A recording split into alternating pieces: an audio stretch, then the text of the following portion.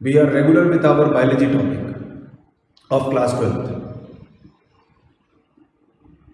Friends, we are discussing second chapter of your sixth unit. That will be the first unit of class 12th biology. That is reproduction, sexual reproduction in flowering plants. By the time we have discussed the three important parameters, the three important topics in this chapter. First one was microsporogenesis, structure of pollen grain and other things. Second one is megasporogenesis, structure of embryo sac, what are its various components and other things. Third important topic what we have discussed is pollination, various modes of pollination which was adopted by various types of plants or especially angiospermic plants. What are the pollinating agents and how the flowers are adapted for receiving their particular male gamete and how many types of pollinations are there. In the last topic of pollination we have discussed about anemophily adaptation, hydrophily and its adaptation, entomophily and its adaptation. Some more pollinations are also there. Pollination can take place through bat, pollination can take place through birds, and all these cases we have discussed. In the previous few topics, maybe from chapter number 1 or maybe from chapter number 2, you all know that the pollination is basically of two types, that is self-pollination and cross-pollination. As far as self-pollination are there, in last topic we have discussed about autogamy, that is clistogamous flower. Some chasmogamous flower also perform autogamy.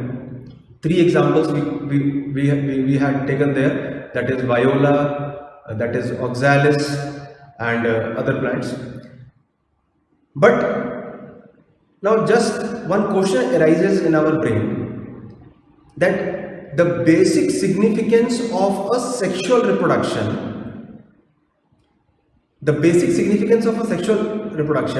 is the collection of variety of genes.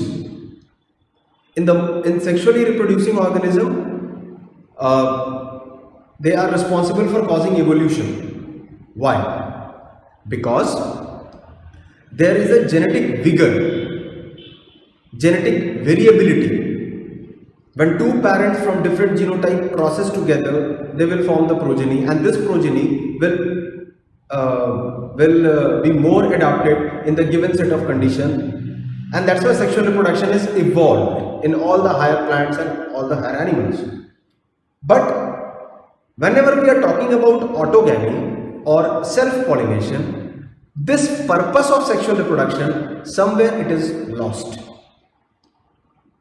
Because both the parent, pollen or egg, they both belongs to the same parent. The parents are genetically similar and the progeny is also genetically similar. This will cause few problems. First one is, it has some drawbacks also. So first one is, new traits are not introduced. Second one is, the progeny will lose its genetic variability, and when genetic variability is lost, definitely its adaptability, its adaptation or adaptability is also under the question mark. And the next very important is, the progeny is not true copy but is somehow similar. So what happened? The recessive genes are basically of two types, dominant and recessive. So here the recessive genes, the chances of appearance of recessive genes are more, because it always undergoes self-pollination. So in today's topic, I would like to cover two important aspects of this chapter. The first one is outbreeding devices and the second one is double fertilization. So let's start today's topic.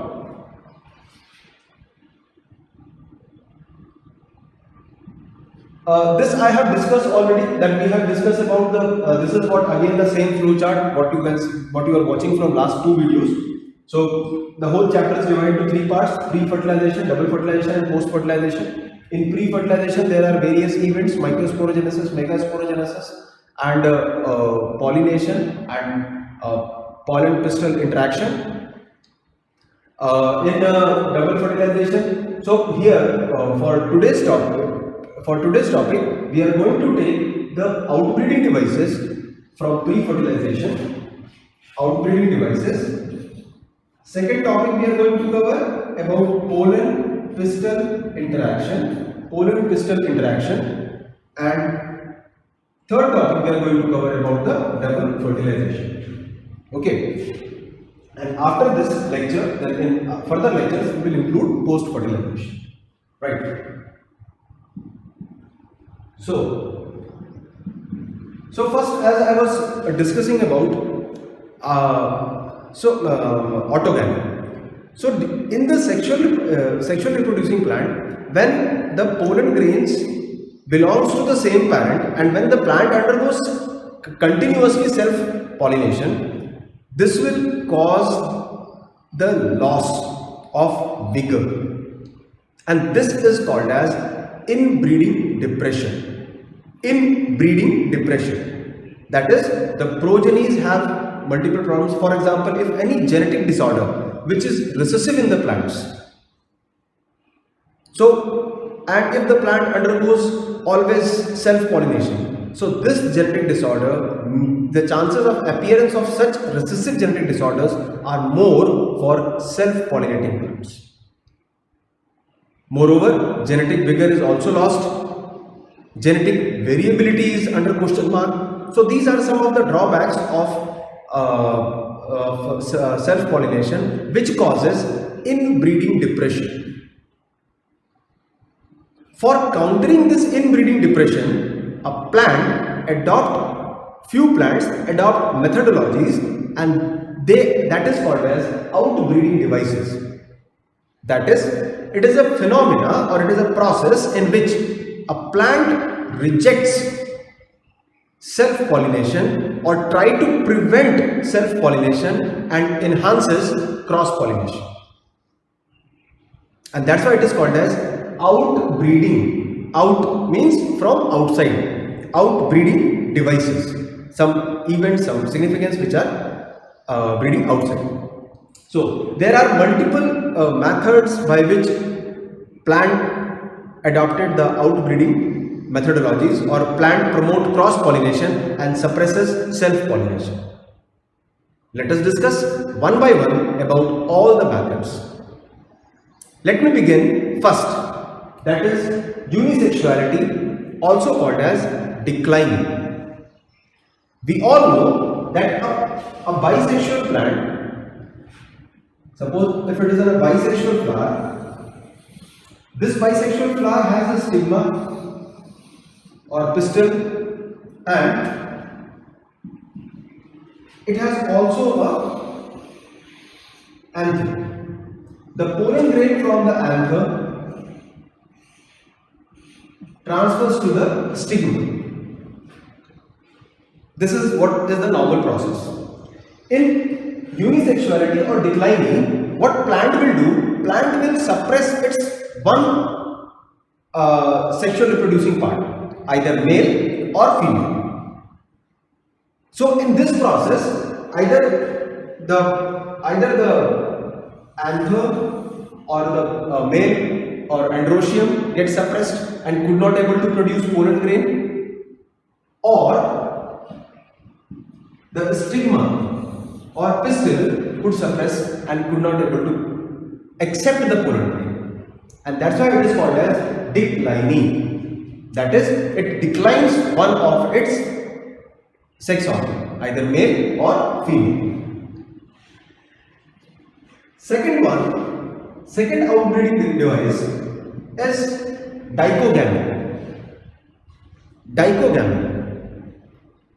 Again, let me make myself very clear that self-pollination can occur when pollen grain from anther transfers to the stigma of the same flower and the stigma receives this pollen grain. So here two things are very important, that the time of maturation of pollen grain and the time of maturation for or receptibility of stigma, both should be synchronous, similar, at the same time. It should occur at synchronous time. This method is suppressed here in dichogamy. So how dichogamy could be defined? Let us see the definition.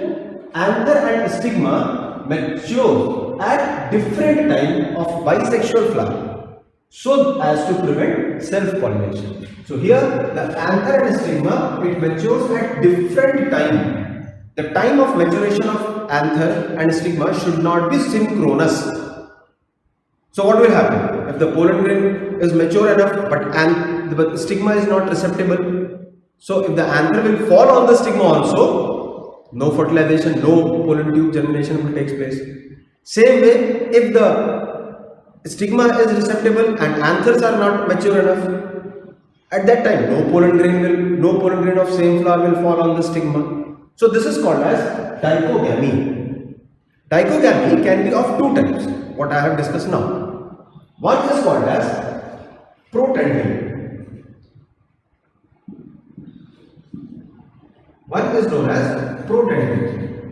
Pro means previous. Andry means anther. So here what happened? The anther matures earlier. Anther matures earlier than stigma of the same flower. Their pollen grain become available to stigma of older flowers. So here the anther matures early and stigma by the time is not able to mature. So that's why it is called as protandry. Protandry, basically you can see from this diagram. Here, this is the filament anther. The pollen grains are mature and pollen grains keep on shedding for the same flower on the stigma of the same flower. But this is the stigma and this stigma is not receptible. The stigma is closed. So whatever the pollen grain will fall, it is not going to form the pollen pistil interaction, which does not lead to the formation of pollen tube, which does not lead to the double fertilization or fertilization. Second is called as protogamy. Proto again previous and gyne against gynosia. So here in the method of protogamy, the stigma matures and become receptive before anther. So anther could not able to produce or shed pollen grains, but the stigma matures before that. So what will happen? The anther is not mature, so this anther is not going to produce any pollen grain. When anther is not going to produce any pollen grain, no pollen grain will shed upon the stigma of the same flower, and this stigma can receive the pollen grain from different flowers. Okay, so that's why it is called as protogamy. Okay, so anther, as you can see here, that stigma is mature and anther is not shedding pollen grain. And here, stigma is not mature or not receptive, but anther is shedding the pollen grain. So like that, there are two important ways called as protandry and protogamy. Protandry is performed by some of the plants, for example, sunflower. And remember this flower, salvia. Salvia we have discussed in our previous topic also. Okay, there you have seen that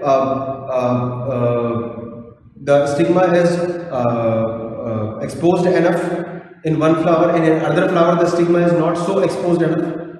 Okay, so that's why it cross pollination. And if you miss the link, you can watch the previous videos for getting the continuity of the topics also.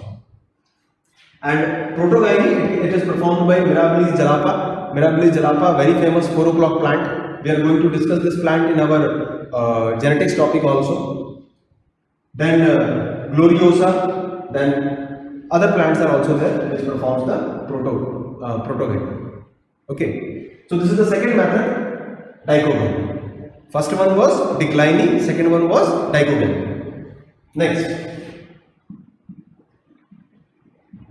the third important outbreeding devices is herpogamy. In the method of herpogamy, the bisexual flower, the structure of male and female sex organs itself proves as a barrier to the self-pollination. So here there is a barrier, or they themselves prove itself as a barrier, so that because there should be a proper synchrony, right? A physical synchrony also, because the pollen grain has to shut off to the stigma. Remember in Zea mays, when we are discussing about the adaptation of anemophilous flowers, there we have discussed that the anther should present at the tip of the plant and stigma should present at the base or at the bottom, so that whenever the pollen grain will shed off, the stigma can gain the anther. But in this case what happened? A barrier is established, so that maybe in the form of a height or maybe in the form of something else, so that the pollen grain of same flower could not come in the contact with the stigma of the same flower. Now let me explain from the help of diagram. For example, this is the case of a normal flower. So what will happen in this case? Whatever the pollen grains will be formed from this anther, the pollen grain will shed off to the stigma, because stigma and anther, they are approximately at same height. So whenever the anther will form, the chances of self-pollination is more. This is the normal flower where no herpogamy can be seen. But if you see in this or this case, and especially in this case, what is happening here? Here the stigma is too tall. And anther, the structure of anther is too short. So a pollen grain, the chances of the pollen grain to mature here and shed off and go up is very, very less. We cannot say no, there is no chances. There are chances, but the probability is very less. Okay, and that's why this is acting as a mechanical barrier. It is acting as a barrier. And due to this barrier, the stigma can receive the pollen grain from other plants, but do not be able to receive the pollen grain from same plant. That's why it is called as a herpogamy, which is the third outbreeding device. Okay, next. Fourth one is again very interesting thing. It is called as self-incompatibility. Self-incompatibility. What do you mean by compatibility? We have discussed in chapter 1. Compatibility means every plant initiates the growth of self-pollen. The pollen tube formation is favored and of same flower, and the pollen tube from other species could not be able to be favored by stigma. Here the case is little bit reversed. Okay, so self-incompatibility means pollen grain of flower do not germinate. Pollen grain of a flower do not germinate on stigma of the same flower due to presence of similar self-sterile genes. There are some genes which causes sterility also. So due to presence of same self-sterile genes, the pollen grain which belongs to same flower could not able to germinate on stigma. Okay, so for explaining that, we can understand by these three diagrams. In first case, for example, if this plant has two genes, that is called as S1, S2. As you can see here, it is the stigma of a plant having a gene S1, S2. Okay, if the pollen grain has different genes, that is S3 and S4, a pollen tube formation takes place. The pollen tube extension takes place, and which perform the normal double fertilization. But if suppose the same plant S1, S2, these all are S1, S2 plant, S1, S2. So these all plants have a genes S1, S2, that is the stigma belongs to the plant having a gene S1, S2. And suppose if the pollen grain of, here we have discussed pollen grain S3 and S4. So S3 and S4 does not belong to the same category because it has S1, S2 and it has S3, S4. So pollen tube formation takes place. Here what happened? S1, the pollen grain of S1, and this is the pollen grain of S3. In this case what happened? Since the plant is S1, S2, the plant has genes of S1, S2, so it will promote the pollen tube extension for other genes. That is, S3 is forming a long pollen tube. S3 is forming a long pollen tube. But S1 is not forming any pollen tube. S1 is not forming any pollen tube because of the self-incompatibility, self-sterility. Because the same S1 gene is present here also. Same way, if the pollen grain has the gene S1 and S2, if suppose two pollen grains, one has the gene S1, another one has the gene S2. So here also you can see that no pollen tube formation takes place because the same genes are present in the female part also. Okay, and this method is called as self-incompatibility. So let me again define it, that pollen grain of flower do not germinate on the stigma of same flower. Pollen grain of a flower do not germinate on the stigma of same flower due to presence of similar sterile genes. Sterile means non-fertile.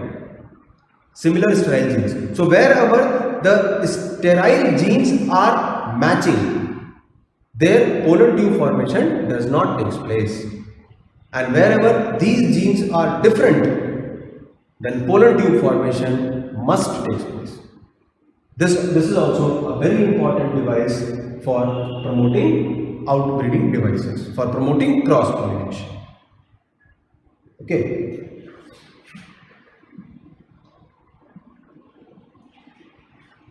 Next, one more thing, and that is called as heterostyle. Hetero means different, and styly means style. The style, the thin long filament which connects the stigma to ovary. Okay, so that is called the thin style. So heterostyle means there are 2 to 3 different types of flower with different height of style at stem. The height of the styles are different for the stem. So here, as you can see, in one case there is the style is too long, as you can see here. Okay, the anthers are too short and style is too long. And in other case you can see the style is too short. So anthers normally they shed off their pollen grain somewhere here and there, but the chances or probability of pollen grain to shed on this stigma is very less. Similarly, here also the anther shed off either here and there, but the chances of anther to shed off on the stigma is again very, very less, and that's why it is called as heterostyle. Heterostyle, different styles, right? Okay.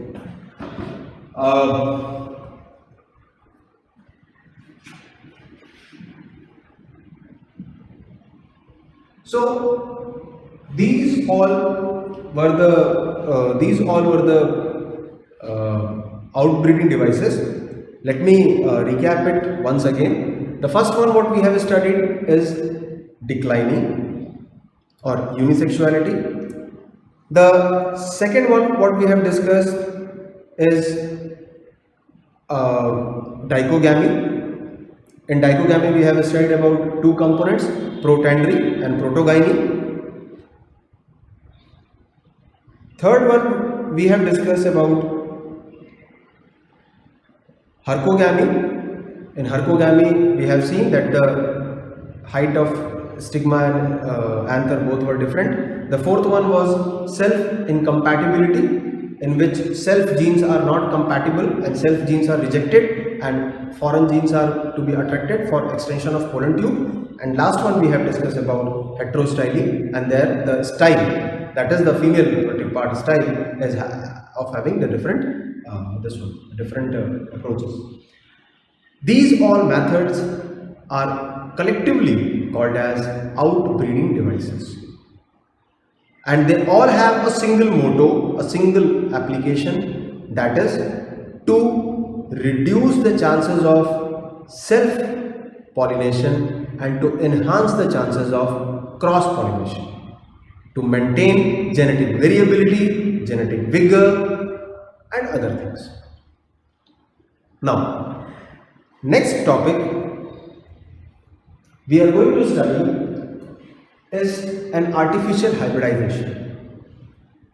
It's a small topic which is given in your book, but this is a very extensive and very important topic as far as Sir Gregor John Mendel is concerned. You must heard this name in your class 10th genetics. Gregor John Mendel, also known as father of genetics, and he has performed his experiment on a plant, that is garden pea plant, called as Pisum sativa. There you have studied that we in 10th class, if you remember a little bit, we have studied that a capital T crosses with a small t, or a capital R crosses with a small r, or a capital G crosses with a small g, and all these things means dominant is crossing with the recessive. And like that, hybridization, mixing technique he has given. Gregor John Mendel has used this method in a very extensive way for his experiments. That's why it is called as an artificial hybridization. Hybridization means mixing. So whenever it is natural mixing, what most of us know about, the also called as a pollination. So in the pollination there is no human interference. It is either by the nature, either by the insect, or by the air, by biotic or abiotic, various agents are there, and they are performing the transfer of pollen grain. The pollen grain will extend to the pollen tube, and then the fertilization takes place. But if the same thing is done through human interference for solving a particular purpose, for lab experiments, it is termed as artificial hybridization. Artificial hybridization includes two important steps.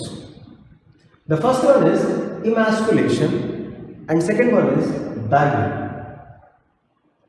So I have taken the same example of a same flower, which was that is Pisum sativum. So if you see the flower of the Pisum sativum, it looks something like this. So what happened? What we are doing in the artificial hybridization, the first step is emasculation.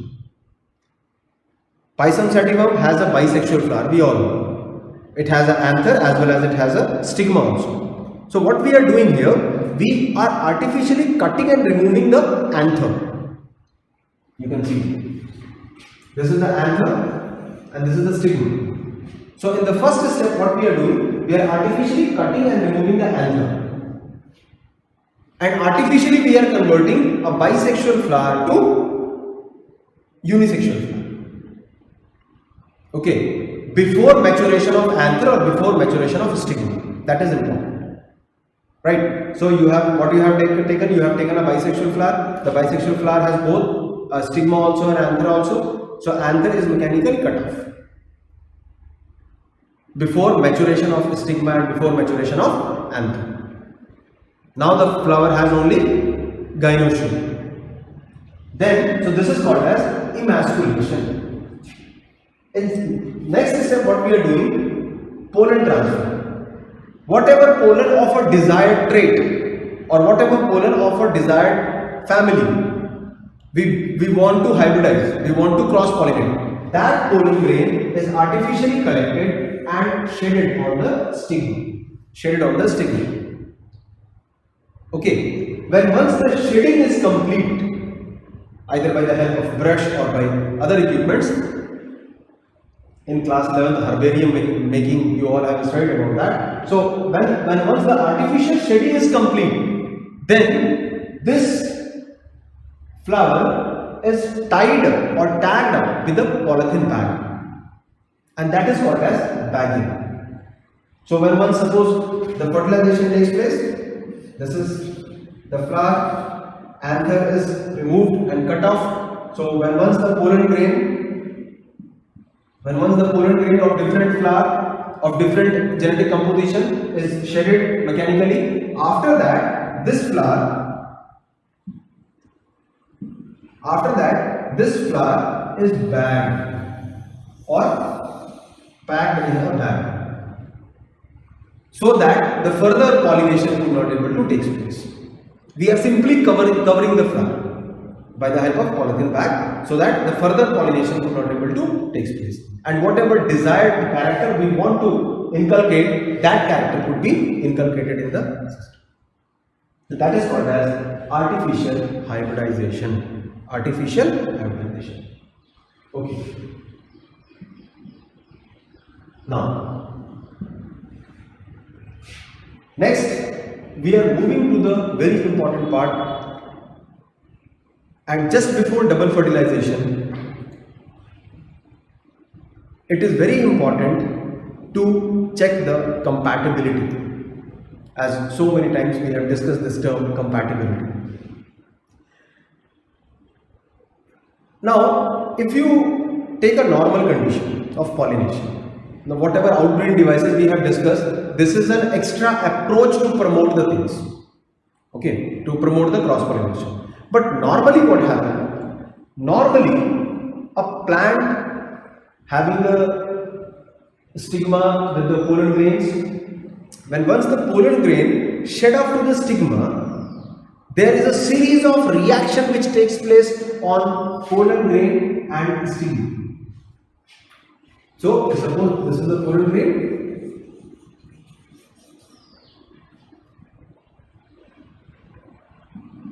and suppose here is the stigma. So between the pollen grain and the stigma, there are series of reaction which takes place. These all are called as pollen pistil interaction. Here the stigma has a right to either initiate the pollen tube formation or to stop the pollen tube formation. That depends upon the species. So again, remember, in one class we have discussed, suppose there is a stigma of a hibiscus, and suppose by any chance, either by insect or by wind or by any chance, if a mango pollen grain comes and falls on the stigma of hibiscus, do you think that mango pollen grain is going to fertilize the ovule? No. Because hibiscus can take the pollen grain, can accept the pollen grain of hibiscus only. Okay, so in the same way, other species pollen tube could not able to form the pollen grain could not able to form the pollen tube, and that is called as pollen pistil interaction. When once the stigma gives the green signal that this pollen grain belongs to the same species, then only the extension of pollen tube takes place. So for example, if suppose this is the pollen grain of different species, and suppose these are the pollen grain of same species. So the pollen grain of different species can fall on the stigma because that is a physical process, but it never undergoes pollen tube formation. No biochemical process could take place because this pollen grain is rejected. But the pollen grain which belongs to the same species undergoes the extension of the pollen tube, and then it reaches to the embryo sac, which further forms fertilization, which is normally called as double fertilization. Okay. Well, once the pollen grain is accepted by the stigma, then before fertilization, as I told you that in the angiosperms, it is indirect type of pollination. Pollination, in the previous topic we have discussed two types of pollination: direct pollination and indirect pollination. Direct pollination takes place directly in the gymnosperms, where the pollen grain directly shed off to the ovule. But here it is indirect pollination. That means the pollen grain shed off at stigma and the pollen nucleus has to travel a long path because embryo sac is present below. This is termed as pollen tube extension. Just before double fertilization or just before fertilization, a pollen tube which sheds on the stigma, a pollen grain which sheds on the stigma, this pollen grain cover a long distance and it reaches to the egg which is present at the lower part by the process of formation of pollen tube. Pollen tube. Let us discuss a little bit about pollen tube and what are the important mechanisms which takes place in the pollen tube. Pollen tube is a long tubular structure which extends from the stigma by the pollen grain, and remember in pollen grain we have discussed about there are two nucleus. First one is vegetative nucleus, or first cell is called as vegetative cell, and second one is generative nucleus and the cell is called as generative cell. So here this is the pollen grain where we have discussed we have two types of cells. Okay, so there is a small generative cell and there is a large vegetative cell. So what happens? These two nucleus, the formation of a pollen tube is the function of vegetative nucleus. What will happen? The vegetative nucleus comes out through the germ pore. Exines have perforations and that perforations are called as germ pore. So exine come out through the germ, pollen tube come out through the germ pore, which is leaded by vegetative nucleus. The formation of pollen tube is the function of vegetative cell, and hence this cell is also called as tube cell, and this nucleus is also called as tube nucleus. So a pollen tube is headed by one tube nucleus, that is one vegetative nucleus, and it is followed by generative nucleus. It is followed by, this is generative nucleus and this is vegetative nucleus. Vegetative nucleus. Okay, so as in the due course of the extension of a pollen tube, this generative nucleus again split into two nuclei. Okay, so as you can see here the pollen tube is headed by, this is vegetative nucleus and it is leaded by two sperms. It is written here two sperms, that is two generative nucleus. Two generative nucleus. So in the due course of extension of pollen tube, it is headed by vegetative nucleus and the generative nucleus again undergoes division to form two vegetative nuclei, which can be seen. Right. So it has one vegetative and two generative nucleus. Moreover, the pollen tube starts secreting an enzyme which is termed as pectinase. Because the pollen tube has to come from the style. Style is basically composed of various types of cells, and these cells has to give the path for the pollen tube so that the pollen tube can reach from stigma to embryo sac. Okay, this pollen tube, hence the pollen tube secrete an enzyme that is termed as pectinase. The formation of pollen tube from the stigma to the ovary, this is a chemotaxic movement, that is, it follows the chemical concentration. And if you remember the structure of embryo sac, we have discussed that it is the function of synergids. Synergids have various finger-like projections, that was termed as filiform apparatus, and this filiform apparatus secretes some boron component, and these boron component makes the path for the pollen tube extension. The pollen tube extends by following the concentration of this chemical component. Moreover, this path is also guided by, the pollen tube path is also guided by orbicularis. When the arbitrators guide the path, it comes to the pollen grain extension, pollen tube extension. Slowly, the pollen tube reaches from stigma, and now it comes to the embryo sac. It comes to the ovary, right? Well, in the ovary, a pollen tube has to penetrate the wall of ovary, or has to pass the ovary. Ovary structure we have already, megasporangium, we have already discussed about various components, nucellus, integument, micropyle, chalaza, all these things. So it has to cross the structure and reaches to the central part where the egg is present. Okay, this process takes place by three processes. Either the pollen tube can enter through micropyle, or the pollen tube can enter through chalaza, or the pollen tube can enter through integument. So what is the path of entrance of pollen tube? On the basis of that, the fusion is of three types. First one is termed as progamy. If you remember, this is the embryo sac, it is the chalazal pole, this is the micropylar end.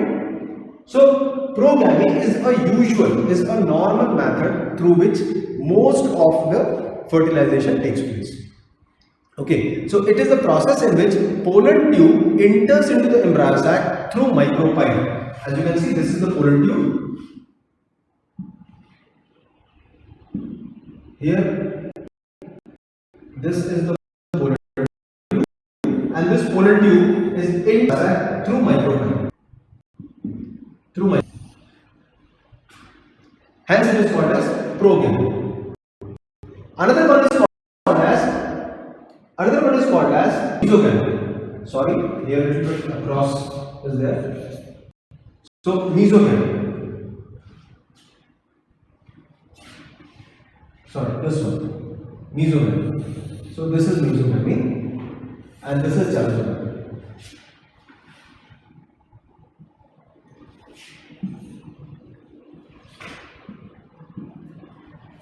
So in mesogamy, what happened? The pollen tube enters through integuments. This is again the pollen tube. This is the pollen tube, and it penetrates the integument and reaches to the embryo sac. The third one is chalazogamy. In chalazogamy, as you can see, this is the pollen tube, and the pollen tube enters through the chalaza, because this end is called as the chalaza end. So on the basis of from where the pollen tube enters into the embryo sac, again the fusion is of three types, that is progamy through micropyle, that is mesogamy through integument, and that is chalazogamy through chalaza end. And you know that micropyle and chalaza both ends are situated totally opposite to each other. Okay. Now, when once the pollen tube formation takes place. Okay, let me come from first. Now pollen pistil interaction is done, pollen tube extension took place, pollen tube now enters into the embryo sac. Second, and now the event begins, that is called as double fertilization.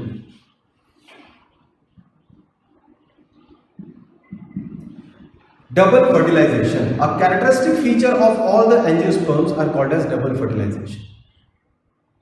Why it is called as double fertilization? A little bit idea you have, because in class 10th also you have studied. Here the two male gamete, remember, one vegetative nucleus which is followed by two male nucleus, two generative nucleus.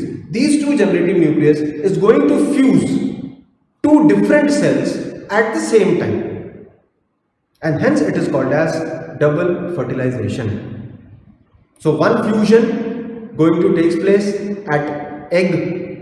The fusion of one male nuclei to egg is called as syngamy, and the second fusion going to take place at polar cell, and in the polar cell, central cell, and in the central cell or polar cell, one male nuclei fuse, and this fusion is called as triple fusion.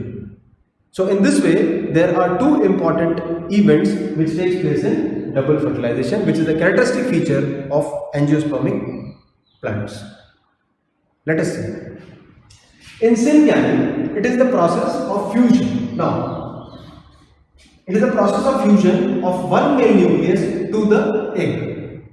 So, one male nucleus having genetic constant haploid, when it fuses with egg, again that is haploid. So, haploid plus haploid, this will form a diploid, and diploid cell, and this diploid cell is called as zygote. This zygote is diploid, which undergoes mitotic division to form embryo. So embryo formation is the characteristic, is the result of syngamy. On other hand, when we discuss about triple fusion, why it is called as triple fusion? Remember, in the central cell, there were two nucleus called as N plus N. N plus N. When these two N plus N fuses with a male nucleus, second male nucleus. So what will happen? These three unite to form, that is called as 3N cell. N plus N plus N. 3N. And this 3N will form primary endosperm nucleus. Primary endosperm nucleus. This primary endosperm nucleus forms primary endosperm cell, and this primary endosperm cell later on divide to form endosperm. Okay, so that's why there are two methods, syngamy and triple fusion. So let me recap here. In syngamy, one male nucleus fuses with egg to form a diploid zygote, which later on modified to form embryo. In triple fusion, two male nuclei fuse with another male cell, another male nuclei to form a triploid nucleus. And this triploid nucleus is termed as primary endosperm nucleus, which later on form primary endosperm cell. So as you can see here, when both the nuclei are releases, so one nuclei is fusing with the egg, and another nuclei is fusing with the polar cell or central cell. As a result, this will form an endosperm. This endosperm is of 3N, and this will form a zygote. This zygote is of 2N, and hence it is termed as double fertilization. Okay. Now, little bit more if we highlight on the double fertilization. Here, what happened when the male nuclei release? So, male nuclei releases from which part? So definitely it will release from through the synergid, because synergid is only secreting the boron related compound, and the polar tube will follow the concentration of a boron. Okay, so when the polar tube reaches to the embryo sac, it enters through the micropyle or chalaza or integument, whatever it is. So it reaches to the synergid, and as while passing, this is the synergid, and this is the filiform apparatus, and this is the polar tube. So as the polar tube enters into the synergid, this releases its two cells, two nuclei. As it passes through the synergid undergoes degeneration. This you can see here, it is degenerated synergid. Okay, and as a result, one male nuclei fuses with fuses with egg. This will form, after fusion, this will form zygote, and this process is called as syngamy. And other male nucleus reaches to polar nuclei, and this is called as triple fusion, and which results in primary endosperm nucleus, which is diploid. Here, zygote is diploid.